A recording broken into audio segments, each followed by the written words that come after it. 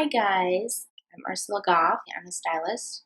This is my first tutorial. I decided I needed to make a video, probably a lot of videos, but my first video I have decided is the way that I style my hair. Aside from all of the color questions I obviously get, the most popular question I get is how I style my hair, like how I get it to look wavy and curly. This is not how I usually wear my hair. This is my natural hair. So that's what this video is going to be about. So you'll notice my hair is it's a big mess right now. This is just sort of my natural hair doing its thing. I intentionally left it that way just to demonstrate the difference that good product and good styling technique can make. And so this is probably 4 or 5 days worth of just putting it in braids or just letting it go natural. And so it's frizzy and kind of gross. I also haven't washed it in a few days just because for styling dirty hair is it's easier to work with than clean hair. Clean hair is not always very cooperative. So if you're wanting to do this, I recommend that you start with dirty hair. And I don't mean dirty like has actual dirt or grass clippings in it. I mean dirty like, you haven't washed it in a day or two and there's a little bit of product buildup in it. You don't have to shampoo your hair every day, guys. Shampoo is really harsh on your hair and most people don't need to use it every day. And even if you have oily scalps, washing all the time can actually make that problem worse. So my hair is nice and dirty. And what you're gonna need for this, aside from your dirty hair, is curling iron. I use a 1-inch Marcel. Marcel means it has one of these things instead of the thumb clamp. I hate thumb clamps. I don't use them anymore. But a thumb clamp is fine if that's what you're more comfortable with. I like these. They're good for long hair too. 1 inch. If this is a Hot Tools, oh, that's backwards. Hot Tools. You can get a similar equivalent if you're not a professional at Sally's. Helen of Troy is a good brand. I also like Helen of Troy hair dryers. They're good hair dryers. Now you'll need a comb, some clips to section your hair. And also for myself, I just use this product. It's Healthy Sexy Hair from the Sexy Hair line. The Soy Renewal Argan Oil. I've used lots of argan oils, but this one is my favorite because it makes my hair really soft. Not everybody will want to use something like this. I use this because I have very coarse, curly, textured hair. I don't encounter a lot of people with hair like mine, so you will not necessarily need this. I use this to tame my hair down. If you have finer or thinner hair and you want more volume and your style to stay, you don't want to use this. If you've got finer or thinner or very smooth hair, if you have virgin hair that's like pretty healthy, you'll probably want some dry shampoo or root booster equivalent gunky stuff. And you'll want to put a little bit of hairspray in it first too before you even start. Put some hairspray in it and then kind of comb it through so it's not real stiff. I like dry shampoo because it makes the hair kind of grippy and it feels dirty and gross, but it's good for styling. This is also Sexy Hair, but Redken and TG and a few other brands also make some good dry shampoos. And then you also need hairspray. I don't use hairspray. My hair will hold forever. I don't need hairspray for a style to stay in my hair, and so I don't use it. But most people do need hairspray, and my very favorite is Schwarzkopf's Osis, the freeze spray. The stuff is fabulous. It's kind of expensive, but totally worth it. It's a huge bottle. It will last a long time. Okay, the first thing I do is I start from the bottom. I always section it off. It's really helpful for helping you keep track of what you're doing and to keep your curls kind of uniform looking. And it also makes it a lot less overwhelming, especially if you have a lot of hair like I do. So, and I just kind of do a little horizontal line across right around my ears. And then I split that in half and pull it apart. And this is the hair I'm going to start with. And I work from the inside outward. So I start over here and you comb this out a little bit if you've got tangles like I do on my ends. It's a vertical section. I kind of am doing an up and down part right here where I'm pulling it out. And then you get your curling iron. You get your hair around it. And the trick here is my curling iron is vertical. That's the trick. You don't want it like this. You want it like this. If you do this, you're going to have like Shirley Temple wedding curls. You want like this. You put the whole piece of hair through it like that. And you kind of spread it out along the barrel. And then you pull it downward. And if you've got finer, thinner hair, don't touch it. With my hair, I want to kind of relax it a little bit, so I will run my hands through it. If you've got hair where the curl falls out, don't touch it, just leave it hot. If you mess with your hair while it's still warm, it takes the style out. So you don't want to mess with it while that's kind of like it's setting up is what it's doing. So then I go to the next section and I do the same thing. What I love about the hot tools curling irons is they get hot enough that pretty much once the hair is on, you don't have to really hold it there. You can just take it off right away. You can also use bigger sections of your hair. When I first started doing this with my hair in high school, I had this crappy, terrible Revlon curling iron, and I'd have to take these like little tiny sections like this, and it would take me 2 hours to curl my hair. So I like these because they get hot enough. And two, if you've never used a Marcel iron, and especially if you have very long hair, you might try it, practice with one, because they're so much easier to work with. Definitely practice with the heat off first though, because when you are used to a thumb clamp, they have the little tips on the end, the little plastic tips, and that's to help you like grab it to rotate it. And when you get used to using that and then you switch to these, you don't need that because it rotates just with one hand movement. So a lot of times when you're transitioning to these, you burn the crap out of your fingers because you forget there's nothing there, and you don't need this. So practice without the heat if you decide to get one. So, okay, we're going to do the same thing on this side. And my strategy here is, I don't know if you noticed on the other side, I curl away from my face so they don't go the same direction. But you can experiment with that. Some hair looks best this way, but some hair looks best with all of it curled in the same direction, away from the face, maybe towards the face. Play around with it a little bit to find out what works for you. So on this side, I curled out that way, and then on this side, I curl out that way. So we're doing this side, and it's pretty much the same thing. See, you just pull that right out, comb through it, the last piece.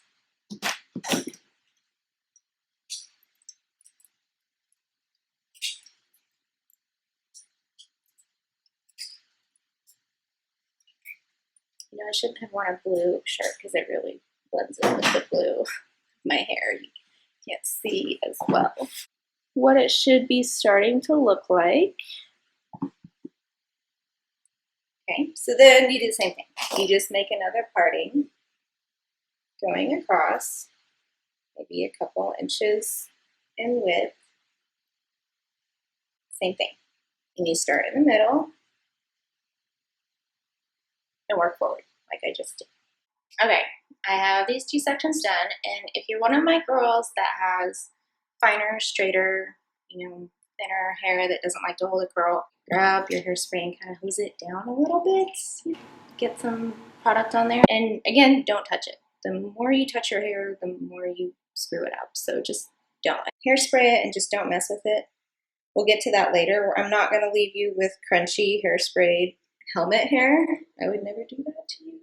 So we're going to do this top section, and this is where some people kind of encounter a little bit of trouble volume-wise. So I'm going to show you how I deal with that. A lot of times, depending on how your hair is cut, which mine is pretty heavily layered just to contain the bulk of it, so I don't have this problem as much volume-wise, but if you're wanting more volume on top and your hair is very long or you have very long layers, you might find that your hair is like, nice and curly at the bottom, but super flat on top. And one way you can deal with that is to change your haircut. If your top layers are really long, then they're just really heavy, and they're not going to be able to hold the curl up here in this section as well. And this part will just kind of get pulled down and straightened out by the bulk, by the weight of your hair. So that's one thing you can do to deal with that. So some people's hair is just sort of flat regardless of how long it is or how it's cut. Doesn't like to stand up a whole lot. So right around this area is where I start dealing with that for somebody that's having this issue. So after I get these curls, and what I do is I go up in this section and then I make a horizontal part. Like I go across like that. And I take, it's maybe 1 inch section. You can do a little bigger, a little smaller, depending on your And I kind of round it out a little bit with my iron. See that? It looks kind of crazy right now, but that's going to settle down. And if you've got hair that likes to be flat, you don't necessarily want it to settle down a whole lot. Leave it hot. Maybe get a little hairspray on it, especially if you've got that resistant hair. The trick with that is you don't want to leave a crimp line, and what I mean is like a little line from your crimper part of this thing. If you're not careful with how you do this, you'll have like a big like semicircle here, and then like a really distinct line, like where it breaks from your curling iron closing. I put it on there, but I also kind of like move it a little bit. Like I open it just a little bit at a time and work it through, and then pull it out as I'm working it through, so I don't have an obvious line right there. See, that's a nice, smooth, pretty curl. So it looks like it's just part of the curl, but it also moves it out horizontally and vertically. And so you would hairspray this a little bit, don't touch it. You want to do the same thing on the other side. So I've done that on both sides, and you can see it kind of comes out a little bit from my hair. And I kind of run my fingers through it a little bit just to calm it down, because if I do a lot of this on myself, my hair will be ginormous. It's Sunday, I'm just trying to make my hair look nice for the week. I don't need anything crazy. So you're going to do pretty much the same thing with the next couple of sections up, where you curl them, and then if you need it, you do your little bump. So let's do that real quick. I'm going to use this time to address a question I get asked all the time. I will probably address this issue in every video because it comes up so much. People ask me, how is your hair not falling out? How is it healthy with the colors that you do all the time? What do you do to your hair? What can I do for my hair? Etc., etc., regarding the health of my hair. It's pretty simple, actually. Number one rule is when I color my hair, I only color my regrowth, this stuff right here. But that is the only part of my hair that I bleach. Once it has been bleached, so that means all of my hair from my regrowth down, I don't bleach it anymore. It doesn't matter what I'm doing to it or what my goal is, I do not bleach it anymore. If you have very, very short hair, like a pixie cut, or like you're a guy and you just have a regular guy's haircut, you can kind of get away with that because that hair is just going to get cut off. It's not old hair. When you've got hair that's longer though, that hair has not only been processed, but it's old. Your hair goes about 6 inches a year. So count the, how many inches your hair is long and divide it by 6, and that's how old those ends are. So, on hair like this, it's 2 or 3 years old. It's been through 2 or 3 years of styling, blow drying, sunlight, and curling, and flat ironing. It's been through a lot, and it really cannot hold up to repeated bleaching. So when people ask me, well, then how do you change your color so much? How do you get rid of it? I don't usually get rid of it. I let it wash out. I let it fade. You don't know that usually because I don't tend to post a lot of pictures of it when it's fading unless it's pretty colors. And some colors fade pretty and some don't. So you don't get to see that. I use basically color theory tricks. It's a lot like mixing paint is how I would describe it. Like right now I've got all this green and kind of yellow green and blues. And if I wanted to change them, I couldn't go straight to red. I could, okay, I could, with a few professional tricks that I know. But I try to avoid that if I can, and I don't recommend it for anybody else. I couldn't go straight to red, because what happens when you mix red and green paint? It makes like gross, muddy brown color, and I don't want brown. If you're not sure if you can jump from one color to the other, get a color wheel out. Just Google one and look at it, and what color hair you have now. Look at the colors that are sort of directly across from it. Those are the colors you probably should avoid because you're going to get muddiness. So what I would do if I wanted to change this, the colors that you can mix with green and it doesn't look gross are blue. And I can add yellow on top of this and not have too much trouble. If I add yellow, I'll get more and more of this color. If I add blue, I'll get more of like a turquoisey green. And sometimes too, you can get a completely different look by mixing your primary colors. And anybody who ever had to take any art classes, you know what your primaries are. They're red, yellow, and blue. Although in this case, you can also include pink. Pink can stand in for red. Let's say my hair was a primary color. Let's say my hair was pink. That means I could put yellow on top of it to make orange, or I could put blue on top of it to make purple. So it kind of looks like I'm making a drastic change, but I'm not. I'm just mixing colors the same way you would mix paint. If you're not familiar with color theory, it's a very handy trick to know if you are a colorist or if you color your own hair. This way you don't have to keep bleaching your color out. Please don't bleach your color out. That's what leads to the frizziness, your hair getting fried, your ends getting like fuzzy, like so fuzzy that when you flat iron them even, they won't smooth out. Which leads me to my next point, heat styling. Heat styling every single day, and I know a lot of you girls out there do this, especially with your flat irons, is so bad for your hair. So bad for your hair, okay? Whether it's processed or not, you do not have to do that. Even if you can just heat style every other day, you've cut it down by 50%. That's a baby step in the right direction. And all you can do with damaged hair is cut it. You cannot fix it. There is no permanent fix for damaged hair.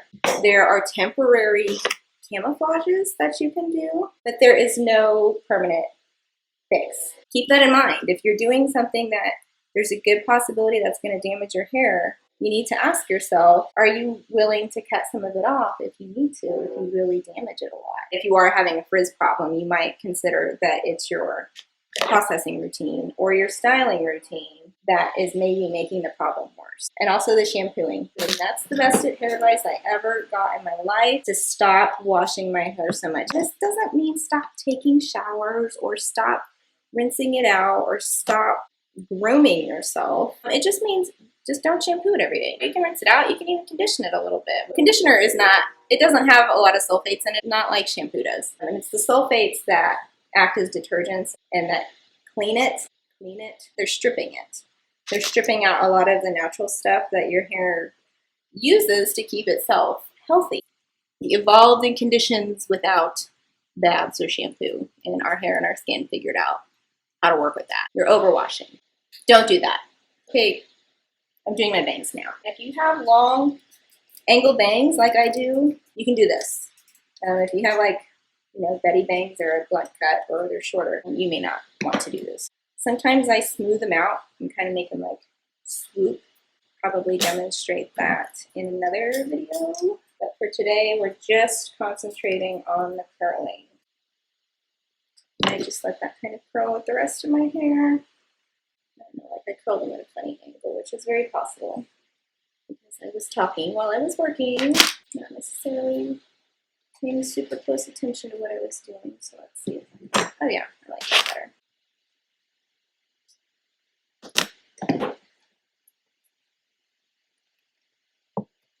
Ta-da! This would be the point where, once again, if you need it, close it down with some hairspray. So you'll let this top section cool out a little bit. Then you can kind of run your fingers through it. You don't need to really brush it. It's more likely to pull the curl out. So kind of run your fingers through it to just relax it a tiny bit. And then, yay, you're done. You have pretty curly hair that looks nicer than natural hair, but not super duper formal. You can leave it like this. Most people can leave their hair like this for a day or two, at the very least. You can sleep on this and maybe tomorrow do a couple touch-ups here and there. You don't necessarily need to recurl all of it. If you must take a shower or a bath, flip it up. Don't get it wet. And, I think that's everything. But if you think of anything else, just list it in the comments. Be nice in the comments. No rudeness, please. And that's everything. I hope you guys find this helpful. And thank you for watching.